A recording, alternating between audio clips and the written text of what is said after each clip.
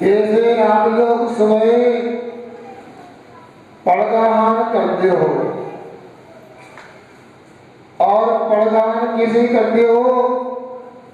मंगल कलश आदि लेकर के, और महाराज जी रुक जाते हैं तो उनको दाएं करके 3 प्रदक्षिणा देते, परिक्रमा देते।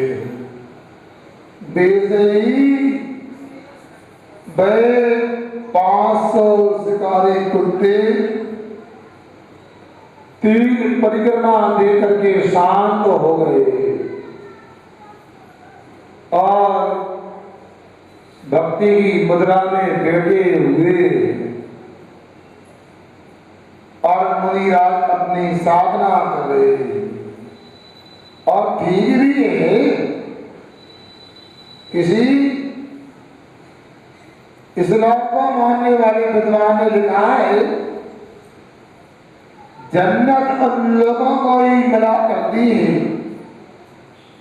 जन्नत उन लोगों के लिए ही है जो अपने गुस्से को काबू में रखते हैं। तो भैया को समझा होगा, उससे तो गुस्सा नहीं आ रहा बस।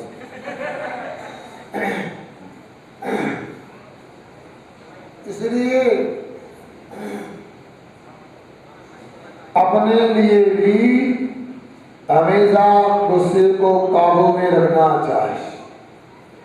महाराज जी हम तो कभी गुस्सा नहीं करते, मगर आवाज तो आपकी आती है। अरे आवाज हमारी आती है, हम गुस्सा नहीं करते, लोग गुस्सा दिला देते हैं। वाह भाई वाह, गुस्सा दिलाने की वस्तु होती है। अच्छा तो ऐसा करो, अभी आपको हमने शिविर के लिए तैयार किया और तैयार हो गए। अब आपसे कहें आप मुनि दीक्षा ले लो, क्योंकि दिलाने से ही ली जाती है ना, ले लो। अब हंसने लगे। आपकी हंसी से सिद्ध हो रहा है गुस्सा दिलाने से नहीं आता, गुस्सा अपनी कमजोरी से आता है। अपने आप को कमजोर बनाओ और सोचो एक गुस्सा कितना खतरनाक होता है। कहीं गुस्से को काबू में नहीं रखा तो आत्मा का कबाड़ा हो सकता है। सिद्धांत ग्रंथों में 4 तरह का गुस्सा बताया है। कितने तरह का है? एक शिला रेखा समान, एक पृथ्वी रेखा समान, एक धूली रेखा समान और एक जल रेखा के समान। मुनि महाराज यूं तो गुस्सा करते नहीं, और यदि गुस्सा आ जाए तो छठे 7 गुणस्थान में संजलन क्रोध होता है। जैसे जल में लकड़ी से आप लोग एक रेखा खींचे, एक लाइन बनाए, पहले कितने दिन रहेगी जल में? बोलो ना, क्या आगे खींचते जाएंगे और पीछे बढ़ जाएगी, बढ़ती जाएगी।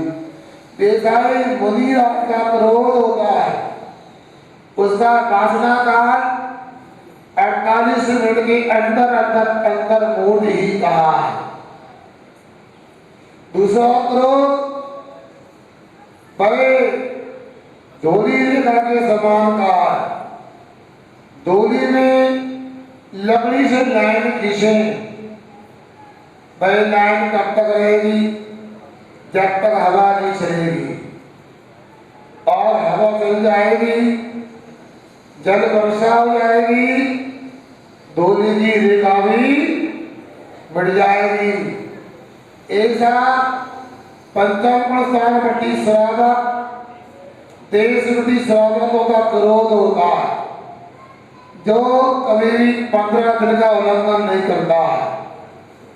15 दिन का उल्लंघन किया तो उसका देव संयम समाप्त हो गया।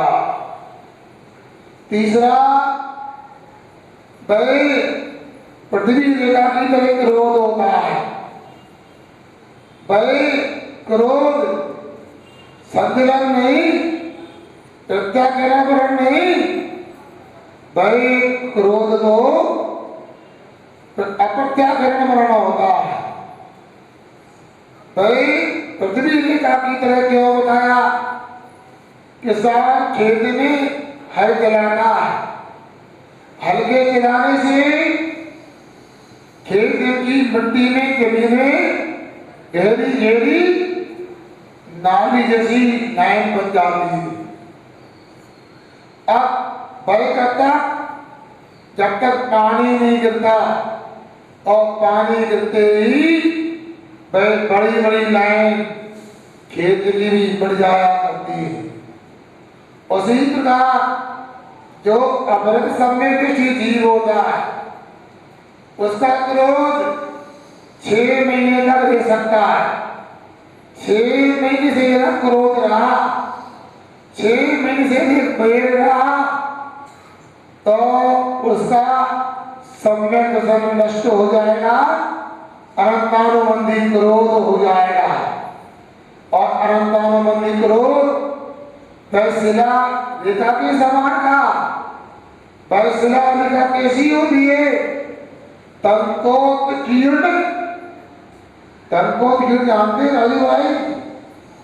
पत्थर में टांगी से कुछ लिखा जाता है, वो हजारों हजार वर्ष तक मिटता नहीं है।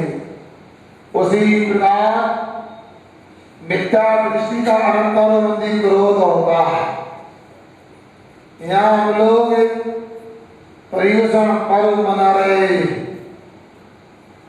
ये पर्व औपचारिक नहीं, इन 10 दिनों में अपनी कसाई की परिणति को समझना है, अपने सम्मत सबको बचा के रखने का उपाय सीखना है, अपने देश संयम को बनाना है, अपने को सकल संयम अंगीकार करना है। तो अंदर की कसायों को भी समझना आवश्यक है, आवश्यक नहीं अनिवार्य। क्या कहा? सुन रहे? समझ में आ रहा है? क्या करना? अपने को क्या समझना? अपने अंदर की परिणति को समझना है। अभी तक क्रोध आया, अपने को अभी द्वेष हुआ, भेदभाव हुआ, वो पुरानी बात हो जाना चाहिए। और सुनो,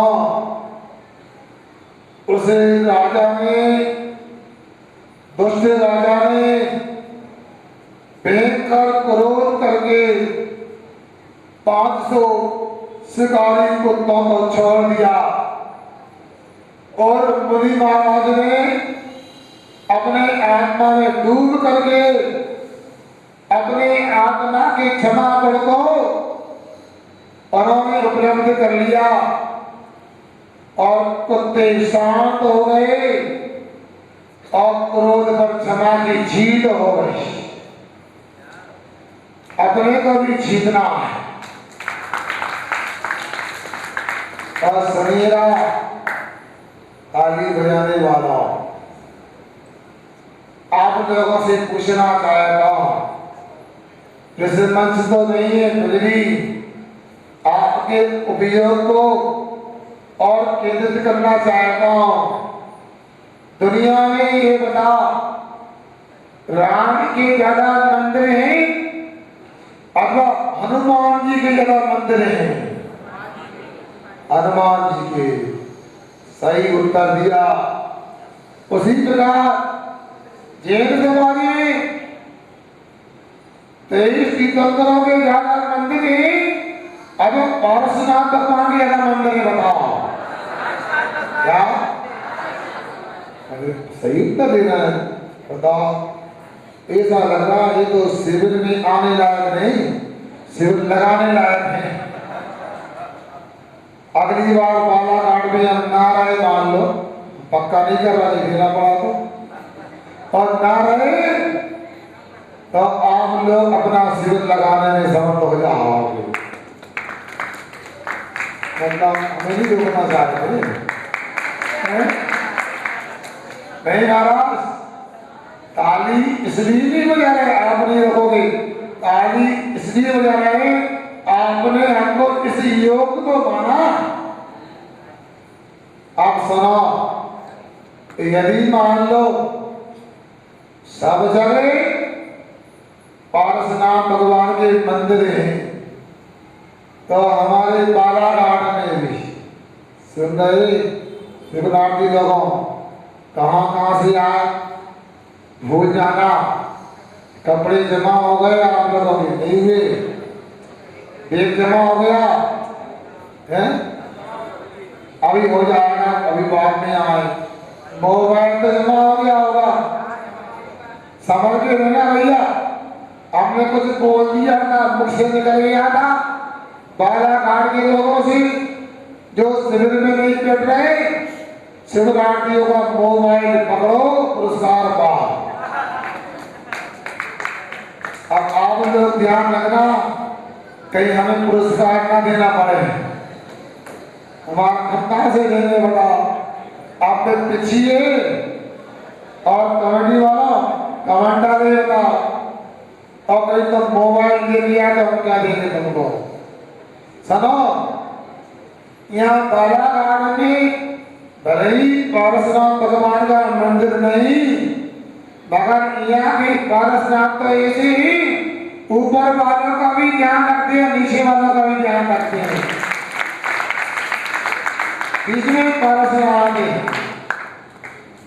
अगर आप लोग ताली बजाने में तो प्रशिक्षित हो गए, मैं ये पूछना चाहता हूँ, यदि कोई वस्तु गुम जाए, ये समिति ने सुंदर आपको एक घेरा बनवा के दिया है, सुन रहे आप लोग क्या, एक घेरा दिया है, एक काला काला लग रहा है, यह इसलिए दिया है हमको अब कोई काला काम नहीं करना है, पूरे काले कामों को बैग में बंद करके रखना है।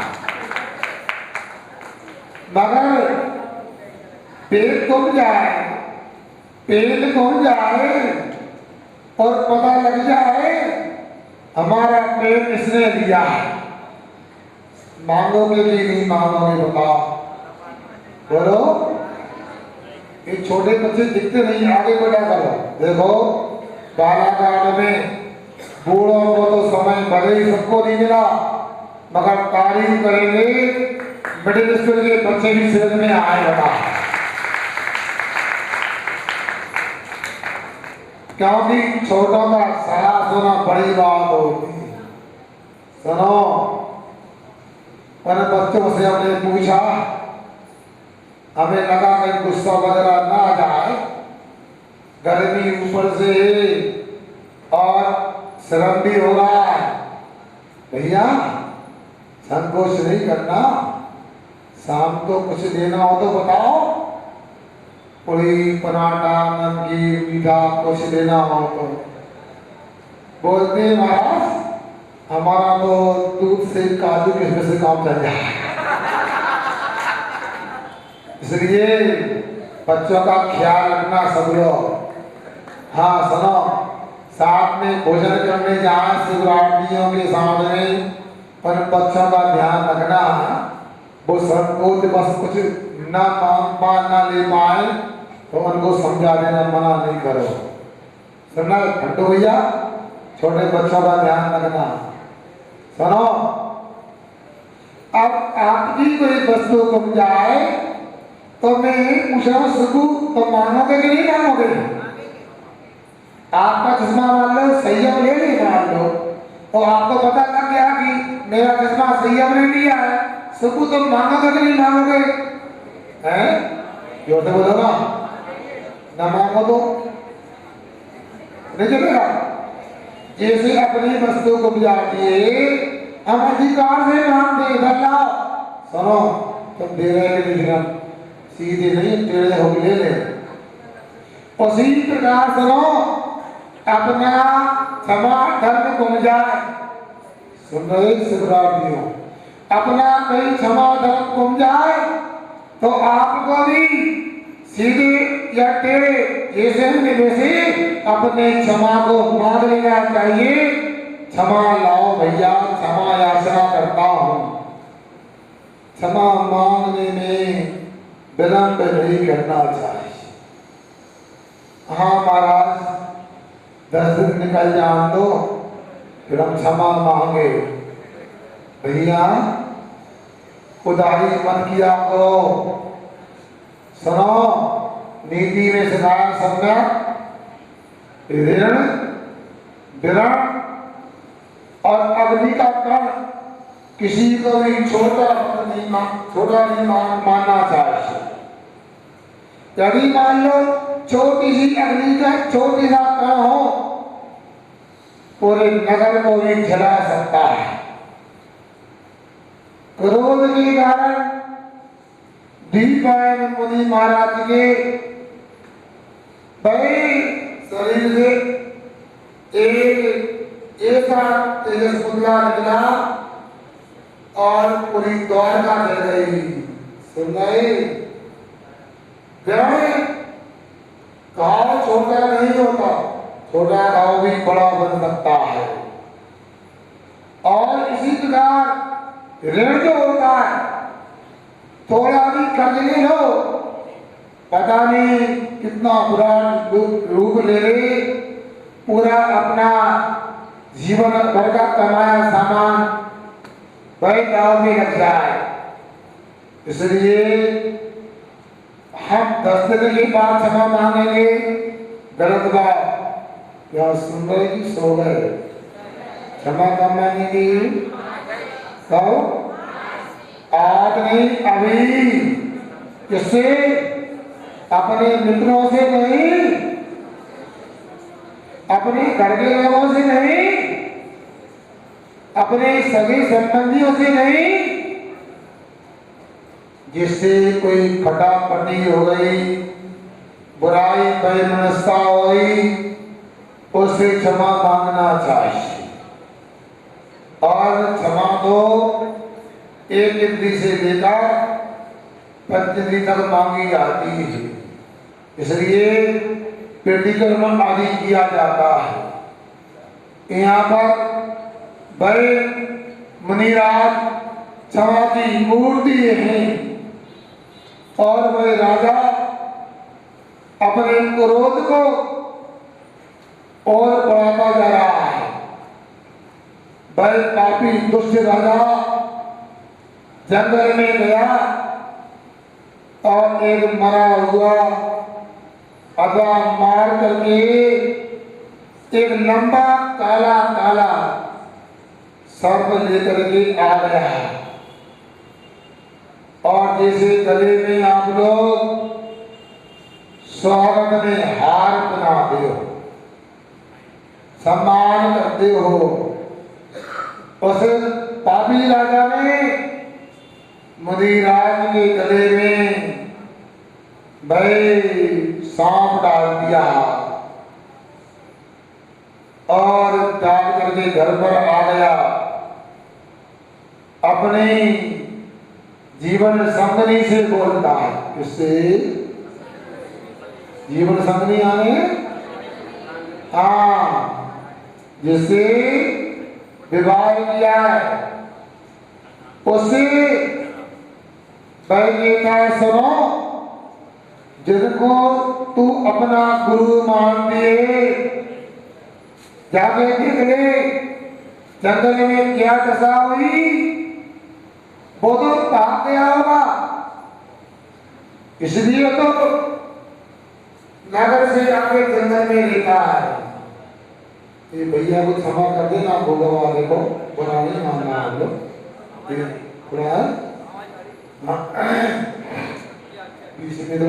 प्रयास करेगा तब ठीक कर लेगा अपनी व्यवस्थाओं को।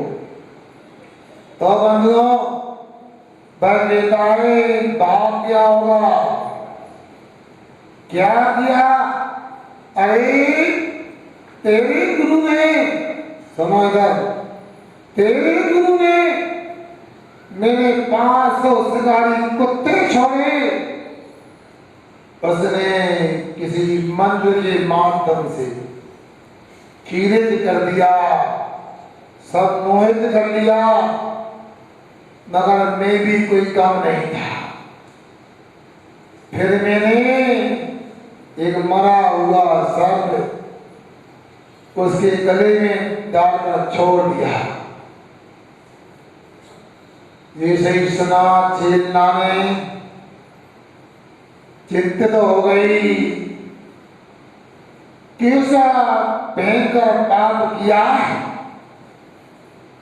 इतना जघन्य पाप तो संभव ही नहीं सब लोग कर सके, और पाप कर लिया। और चेतना अपने सुख उपयोग में यशोधर मुनिराज सत्योपयोग में, और वह पापी श्रेणिक राजा अशुभ उपयोग में है। अब देखो वह मुनि महाराज अपनी आत्मा की साधना के बल पर सत्योपयोग में रहकर के असंख्यात गुणी कर्मों की रचना कर रहे हैं। कोटि जन्म तप तपई ज्ञानवत कर्म धरई है, ज्ञानी के चिन्माय त्रिविध से सेज करई। क्या कहा छेड़ाकार ने, तुलत राम जी ने लिखा, जो करोड़ों जन्म में पापों का नाश होता है, कर्मों की निजरा होती है, वह पीतराज विज्ञानी वह 3 गुप्तियों के माध्यम से क्षण भर में कर लेते। इन पंक्तियों का कुछ लोग दुरुपयोग करते हैं। देखो ज्ञानी व्यक्ति के कर्मों का कितना नाश होता है। आप लोग स्वाध्याय कर रहे हैं, क्यों मन तो लग रहा नहीं लग रहा? थोड़ा लगाओ, धीरे धीरे होगा। मगर सुनो, ये अकेले ज्ञान की बात नहीं, ज्ञान से तो अज्ञान का नाश होगा। जीव कर्म समझ में आएगा, देव साधु समझ में आएंगे, आत्मा समझ में आएगा। मगर सुनो, जो जीव धर्म के अनेकांत के विरोध में वक्तव्य देते हैं, व्याख्यान करते हैं, उनको जवाब देना भी आ जाएगा। आप कह सकते हो भाई साहब, ज्ञानी की अकेली बात नहीं, यहाँ तो 3 गुप्ती में लेने वाले दिगंबर मुनिराज पीतराज विज्ञानी की बात है। उनके कर्मों की निजरा, करोड़ों जन्म की निजरा क्षण भर में हो जाती है। वह यशोधर मुनिराज संतों में डूबे हुए काल में उपसर्ग है और कर्मों की निजरा कर रहे हैं। और उन्हीं मुनिराज के निमित्त से बल चेतना भक्ति के कारण सुखोपयोग के माध्यम से पाप की निजरा कर रही, साक्षात पुण्य का आश्रम बंद कर रही। और तीसरा व्यक्ति उसी निमित्त के माध्यम से वह उपसर्ग करके भयंकर निरंतर निकालित कर्मों का आश्रय बंद कर रहा है। और बंधुओं, वह मिथ्या दृष्टि वह राजा ने उपसर्ग तो किया, और उसने कहा, कहाँ है मेरे मुनिराज, कहाँ है मेरे गुरु महाराज? और पर गुरु महाराज को खोजती खोजती अपने उस पापी पति के साथ में आगे बढ़ती है। और बंधुओं, वह उन मुनिराज को जाकर देखती है। एक तरह उसको अपने मुनिराज के ऊपर गौरव का अनुभव हो रहा है कि देखो मैं उन मुनिराजा की भक्त हूं जो किसी प्रकार के उपसर्ग आने पर भी अपने स्वभाव से चिंत नहीं होते और दूसरी तरफ पापी राजा के कुकृत्य के ऊपर दो आंखों में आंसू निकल पड़ते उसने कुशलता से सकल आदि के दानों के माध्यम से और मुनि राज के ऊपर सर डाला था 3 दिन हो चुके थे और चीटियां हो गई थी और चीटियों के माध्यम से पूरा शरीर चलने की तरफ छिद्रमय हो गया था। ऐसे मुनिराज उपसर्ग जान करके बड़े कायम से बैठे हुए हैं और चेलना की कुशलता से चीटियों का भी घात न हो जाए उनका उपसर्ग निवारण किया, चंदन आदि का लेप लगाया और बंधुओं जब चेलना ने चंदन आदि का लेप का प्रयोग करवाया और जब मुनिराज का उपसर्ग दूर हुआ और उन्होंने आंखें खोली और आंखें खोल करके मुनिराज देखते हैं यहाँ कोई 2 लोग बैठे हैं, लगता है दोनों जीवन साथी हैं और मुनिराज की श्रद्धा मुनिराज की क्षमा को देख करके उस राजा का भी अनंतानुबंधी क्रोध शांत हो गया और मान घृत हो गया।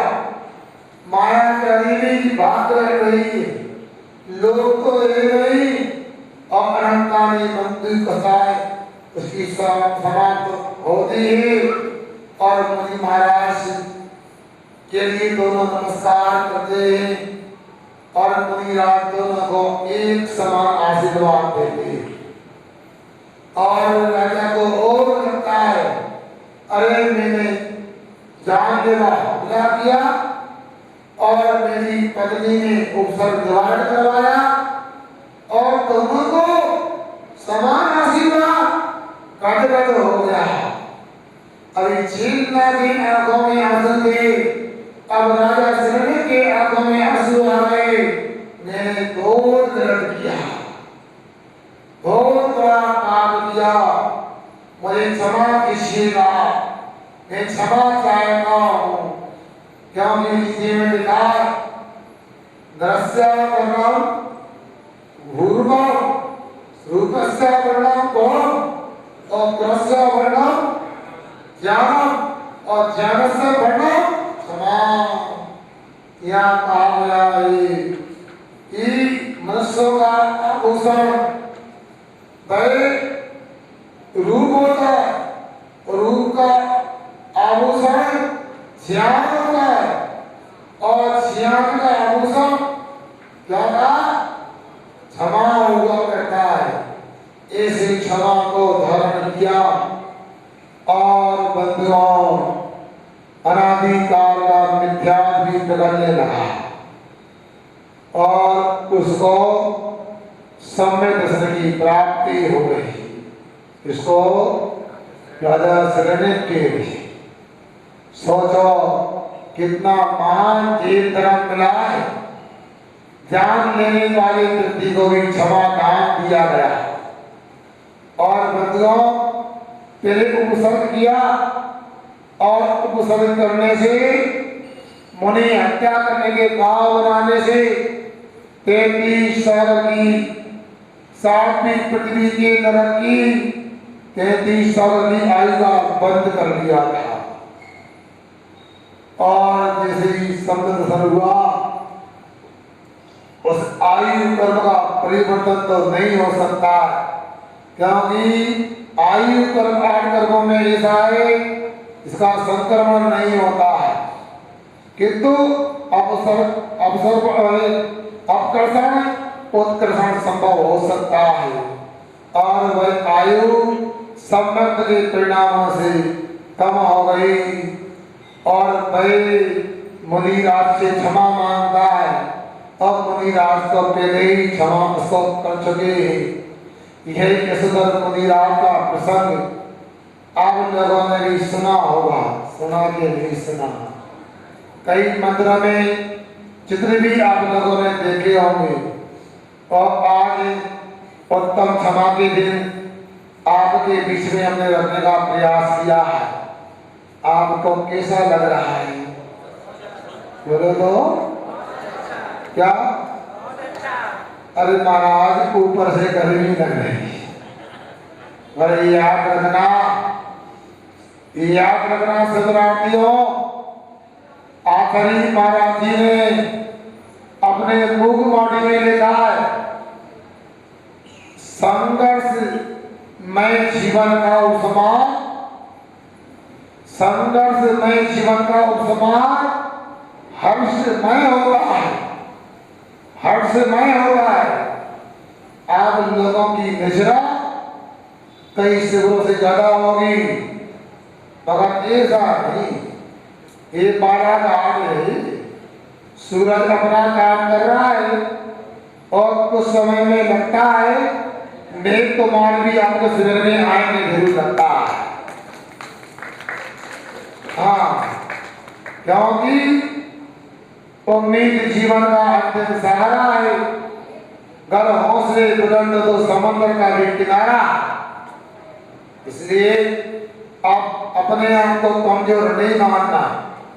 जो शिविर में आए और शिविर में साधना करे, एक मान लेना ये अभक्क तो है ही नहीं, सुन गए कि सो गए, ये अभक्क तो है ही नहीं, ये दूर भक्त भी नहीं लग रहा है।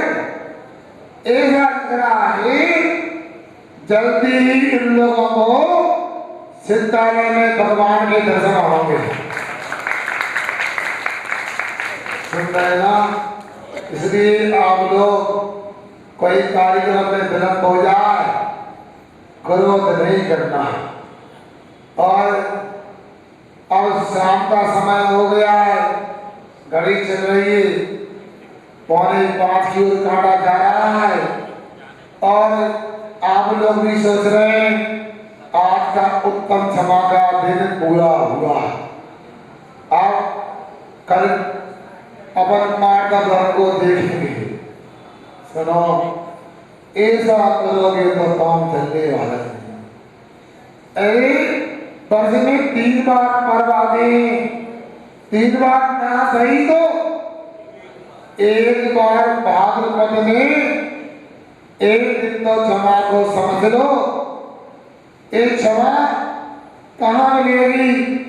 हमारे यहाँ स्टेशनरी की दुकान है, कार्ड तैयार हो गए, वहां मिलेगी, लिखा रहेगा क्षमा वीर से घोषणा। भैया क्षमा पैसे से नहीं मिलती। आजकल तो वो सस्ती क्षमा मान ली आप लोगों ने। पहले पोस्ट कार्ड भेजते थे, चिट्ठियां लिखते थे, अब तो वो डब्बा में कहोगे वो है चलित फोन या दूरभाष, चलित दूरभाष को मोबाइल बोलते हैं। बस उसमें 2 चढ़ियां बना नहीं, क्षमा, ऐसे क्षमा नहीं होती। एक मशीनों के माध्यम से, एक कागजों के माध्यम से क्षमा नहीं होती। क्षमा तो आत्मा का कर्म होता है। आप लोगों से कहना चाहता हूँ, बाकी में आपका मन है सिद्धालय में अपना स्थान बनाने का, सिद्धालय को अपना आलय बनाने का, अंदर से अपने को क्षमा करने को और क्षमा मांगने को तैयार हो जाना चाहिए। और पारसनाथ भगवान की जय बोलते हैं, पारसनाथ भगवान की आराधना करते हैं, उनकी जय बोलना, उनकी आराधना करना, उनका अभिषेक करना, तब जाके सफल हो सकता है जब अंदर से प्राणी मात्र से क्षमा का भाव ना लेंगे। और यदि क्षमा का भाव नहीं आता है, ऐसे तो अनंत काल निकल गया। आचार्य कहते हैं कार्तिक अनुप्रेक्षा ग्रंथ में कोयन चोलत परी सुन्नतरियन कीर्माणे भी उपसब के विवर्ते तस खमार विलम होती। क्या चार प्रकार के उपसर्ग होते हैं, त्रंशकृत, देवकृत, मानवकृत, प्रकृतिकृत। इस चारों प्रकार के उपसर्ग आने पर भी जो क्रोधित नहीं होता, गर्म नहीं होता, अंदर बाहर से शीतल बना देता है, ऐसा अपने को भी वही क्षमा भाव को धारण करना चाहिए। यही सियानियों की यही उत्तम क्षमा होती है। अपने एक बात सुनाकर अपने विषय को पूरा कर रहा हूँ। एक पंडित जी हुए हैं, पंडित गोपाल दास जी बरेला। कौन से नाम सुना? बहुत ही अच्छे विद्वान हुए हैं, जिन्होंने एक जैन सिद्धांत प्रवेशिका नाम का ग्रंथ लिखा हिंदी में। एक जैन धर्म की उपन्यास जिसका नाम सुशीला है, उसकी रचना भी की है। ऐसे पंडित जी आप लोगों की तरह ग्रस्त थे और योग से पता नहीं कैसी कुंडली मिली थी और पत्नी उनके विपरीत थी। जितने वे शांत थे और पत्नी उतनी क्रोधी थी और पत्नी रोज रोज गुस्सा करती थी। जब भी घर में आए और रसोई में आए, भोजन पाने में क्रोध पेले मिल जाए। चार रोटी मिले नहीं मिले, 6 बातें सुनने को तो पंडित जी को जरूर था। अब फिर क्या हुआ? पंडित जी शांत रहते थे, बिना कारण के वो पत्नी पंडितानी गुस्सा कर रही थी और जैसे गुस्सा कर रही थी और पंडित जी को उनके गुस्सा पर थोड़ी हंसी आ गई। उसका कैसी पत्नी है, कैसा करती रहती है, बिना कारण क्रोध कर रही है। अब पत्नी को बुरा लग गया, एक तो जवाब नहीं देती, ऊपर से हंसी उड़ाती और पत्नी को गुस्सा आया और कोने में चौके में जो दाल चावल आदि का पानी धोन रखा था, तो तुम्हारी ऊपर आटा उसमें का पानी लगा था, इकट्ठा करके गैया को डालने के लिए या शादी में मिलाने के लिए क्या करते हैं? क्या शादी मिलाते हैं? चलो कम से कम इतना तो जानते हैं, भाई पेपर का दूध पीते हैं लोग, गाय कैसे पालते हैं, शादी कैसे बनाते। हाँ, कुछ लोगों में तो होना तो ये चाहिए, घर घर में दुधारू पशु होना चाहिए ताकि हमारे सुग्राटियों को घर का दूध दही और घी मिलना चाहिए। और सुनो,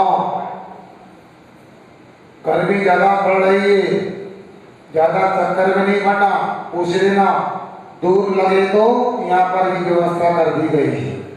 तो फिर बात कर रहा था पंडित जी की, उन्हें गुस्सा आया और गुस्से में हुटके गई और रोटी का कप्पा छोड़ा और धोन का कबीला उठाया और आगे लो पकड़ लो, पंडित जी के ऊपर डाल दिया।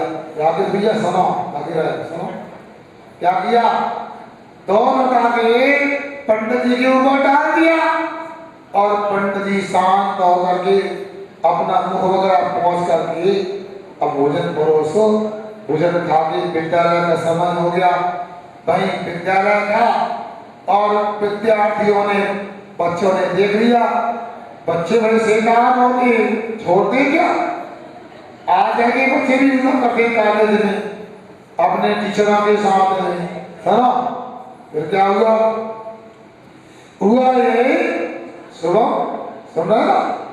अब बच्चों ने कहा खुशी की, पंडित जी समझ गए, इन्होंने देख लिया आज का दृश्य। तो क्या क्या हो रहा है?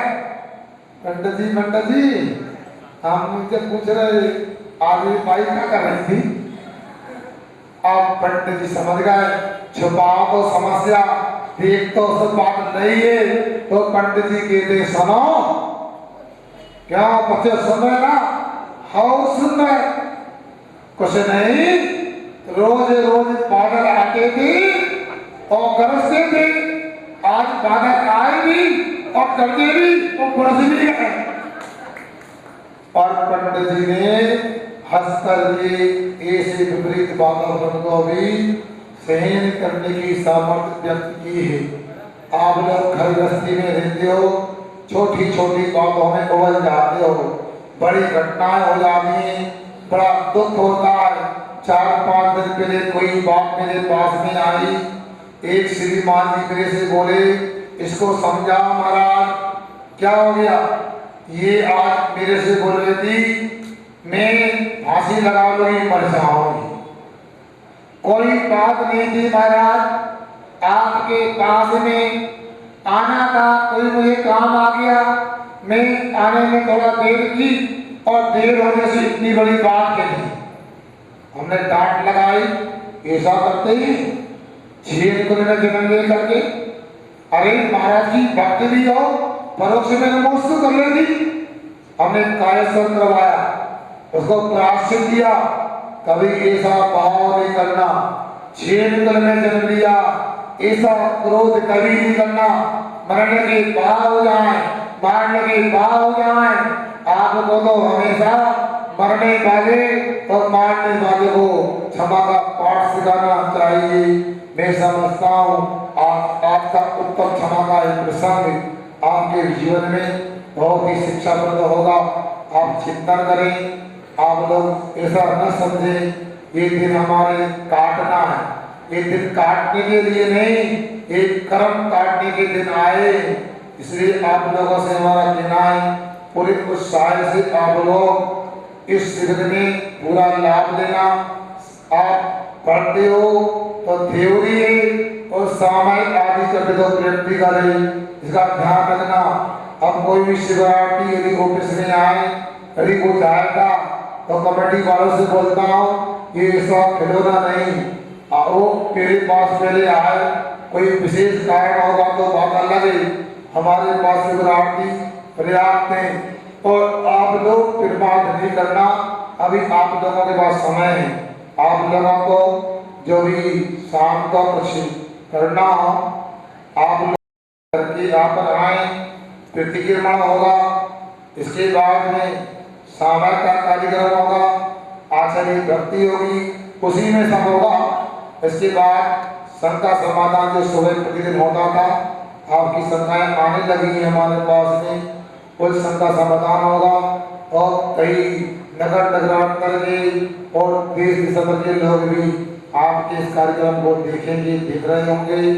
आप लोग अच्छे से यहाँ पर आकर के लाभ लें। शिवरात्रि से कहना चाहता हूँ, मानता हूँ थकान है, इसलिए आप लोग लाइन से बैठे, आसन से बैठे, इधर उधर नहीं देखें। ये कैमरा कभी भी घूम सकता है और कोई भी देख सकता है, छेद देने का कि आप लोग अनुशासित हैं या नहीं। ये कैमरा आप लोगों के कमरे में पहुंच सकता है, वहाँ भी CCTV कैमरा लगे हैं। आपकी बातें सब ऑफिस में पता लग जाएंगी, सावधान लेना। मैं भी ज्यादा परिचय बालाघाट वालों से आप कोई गलत धोखे से करो तो किस प्रकार ले ले, इसलिए अगर गलत करना ही नहीं, जिस काम से आए कोई काम करें और बिना अनुमति के कोई भी शिवरात्रि इस संतवास से बाहर नहीं जाएगा, इसका ध्यान रखें। रात के और शाम को आपकी अटेंडेंस भी होगी और सवेरे को इसकी व्यवस्था हो जाएगी। मगर उत्तम क्षमा को जरूर अपने जीवन में रखना और उसको कभी भूलना नहीं। एक क्षमा के माध्यम से भी हमारा कल्याण हो सकता है, सभी का कल्याण हो। कहीं साथ परमो धर्म की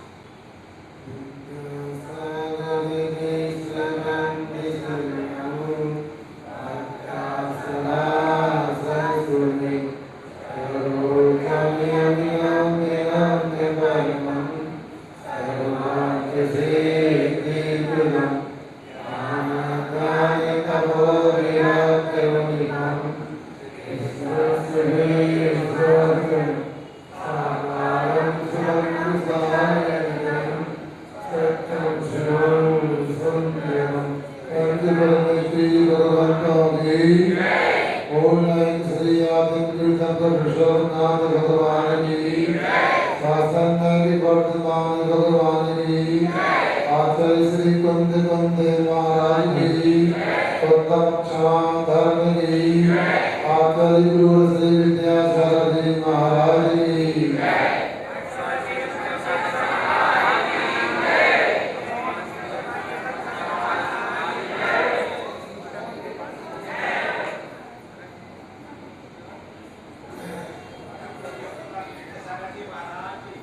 जय प्रभु छलक श्री निगम सागर जी महाराज की जय। अब थोड़ा अपन ध्यान करते हैं, सामायिक करते हैं, इसके बाद में आगे कार्यक्रम होगा।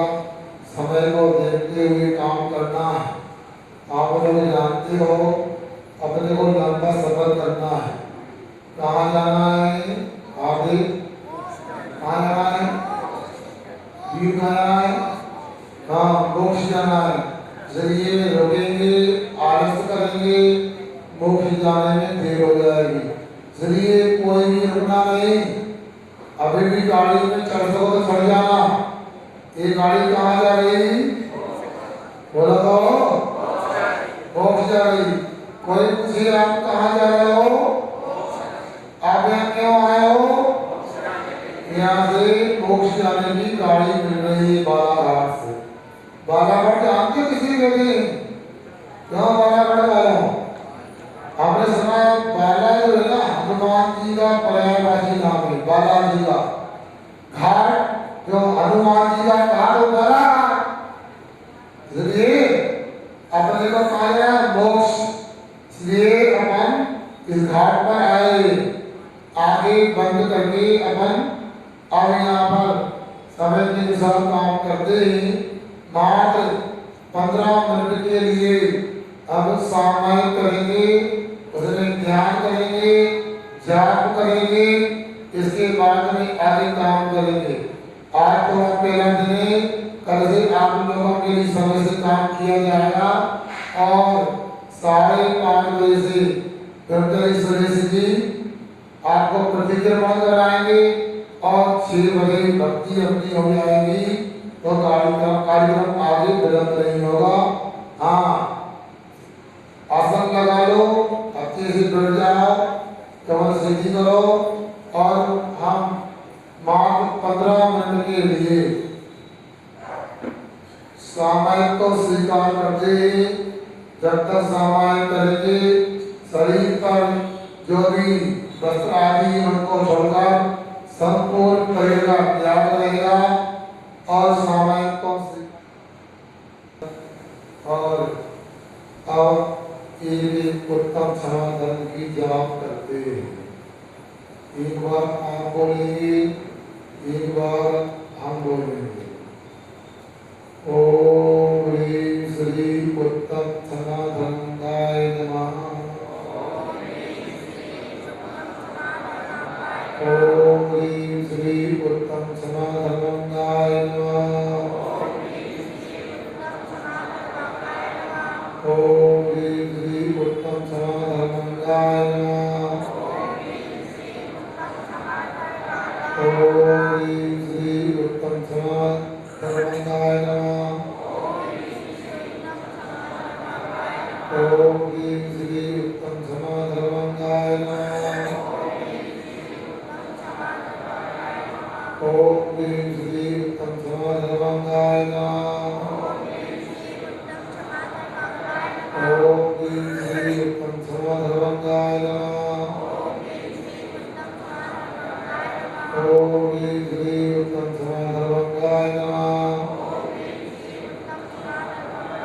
ओम ह्रीं श्री उत्तम समाधानाय नमः। ओम ह्रीं श्री उत्तम समाधानाय नमः। ओम ह्रीं श्री उत्तम समाधानाय नमः। ओम ह्रीं श्री उत्तम समाधानाय नमः। ओम ह्रीं श्री उत्तम समाधानाय नमः। ओम ह्रीं श्री उत्तम समाधानाय नमः। ओम ह्रीं श्री उत्तम समाधानाय नमः। ओम ह्रीं श्री उत्तम समाधानाय नमः।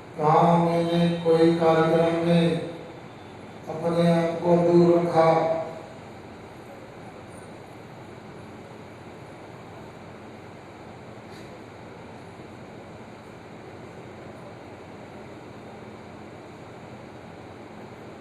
कीजिए आप, हम भी कर रहे हैं।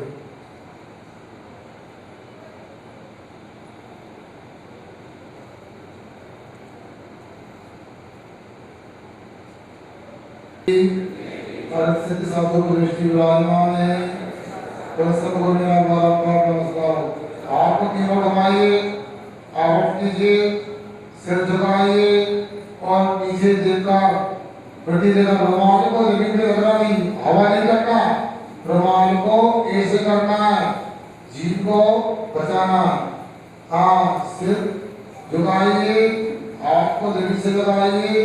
इसके बाद खड़े होकर के धीरे से दाएं मुड़िए।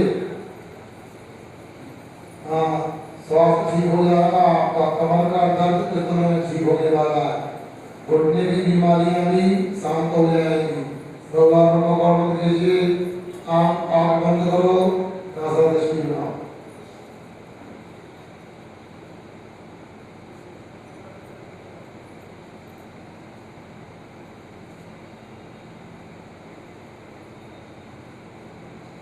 हे भगवान, दक्षिण दिशा में जितने भी अरविंद सिंह साधु को दृष्टि विराजमान है, उन सबको मेरा बारंबार नमस्कार हो।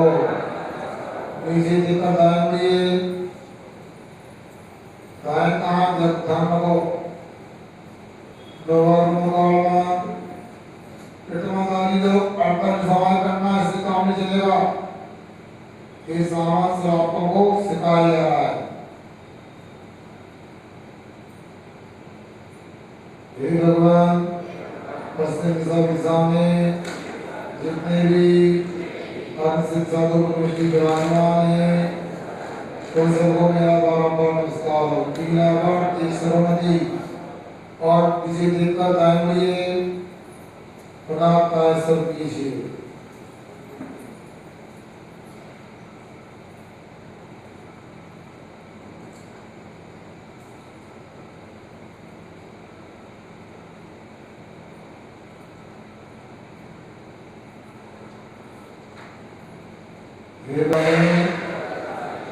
कितने भी अनंत सिद्ध साधु को दृष्टि विराजमान है, उन सबको मेरा बारंबार नमस्कार हो। और नीचे देखकर प्रति देखकर नीचे बैठिए कमसन से और जमीन पर हाथ रखिए, हाथ पर मुझे सिर रखिए और हे स्वामी नमोस्तु नमोस्तु। अपनी भूमिका का ध्यान में रख करके जो वो कर सकी उसने किया और जो दूसरों से करवा सकी वो करवाया। करना और करवाना एक के लाने से ऐसा कथा में कहा कि चेल्ला रानी ने उपसर्ग दूर किया। यथार्थ में जो उचित होता है वही काम किया जाता है। चेल्ला रानी एक सम्यक दृष्टि स्त्री थी, उसको पता है, मूलाचार में लिखा है साधु परमेश्वरी से महिलाएं साक्षात दूर दिखते दूर बोलो, उपाध्याय परमेश्वरी से 6 हाथ दूर होती है और आचार्य परमेश्वरी से 5 हाथ दूर लेकर के अपना मार्ग प्रशस्त करती है। हाँ, अगली शंका है, मोतीबाल जी समय आचार्य भक्ति के बाद नमोकार मंत्र की जाप 18 बार और शाम की भक्ति के बाद 36 बार ही क्यों जाप करते हैं? सुनो, बात ऐसी है जो आचार्यों ने शास्त्रों में लिखा है और उनको पढ़ करके गुरु परंपरा से जो हमको प्राप्त हुआ है वह उस प्रकार किया था। इससे विराटी लोग आओ ना, क्या पढ़े उस। हाँ, अब यहाँ पर आचार्य परमेश्वरी के अनुसार रात्रि प्रतिक्रमण या रात्रि का प्रायश्चित के रूप में 18 बार मोकल मंत्र अर्थात 2 कायसुर किए जाते और शाम को देवसित प्रतिक्रमण की प्रायश्चित रूप में और आचरण बंदी के बाद 36 बार अर्थात 4 कायसुर किए जाते हैं। इसका अर्थ ये होता है कि रात्रि में हमारी गतिविधियां सीमित होती हैं, तो उस समय हमारे कार्य योग बचत योग ज़्यादा उपयोग में नहीं आने से, कम दोष होने से 18 बार ही नमोकार मंत्र पढ़ना बताया गया है। दिन भर में भरपूर कार्य योग का, वचन योग का, मन योग का उपयोग करते हैं, इसलिए 36 बार नमोकार मंत्र पढ़ा जाता है। अब कोई कहेगा महाराज फरिश्ता करें, दिन में भी सोते नहीं रात की तरह, पाप कम लगे नहीं। दिन में समझदारी से काम करने पर कर्मों की निद्रा भी ज्यादा होती है, मगर दोष लगने का प्रायश्चित जो बताया वो किया जाता है। अगली शंका, 10 लक्षण पढ़ने में कितनी और कौन सी जापे देना साधकों को आवश्यक है? ठीक, एक आप लोगों को समझना, एक तो आप जिस पर्व में से क्षमा धर्म की हमने जाप की उसको आपको करना है, और दूसरा यहाँ पर 16 कारण की भी जाप कर सकते हैं। आप लोग प्रतिदिन करते वो भी कर सकते हैं, बड़े बाबा आदि की भी जाप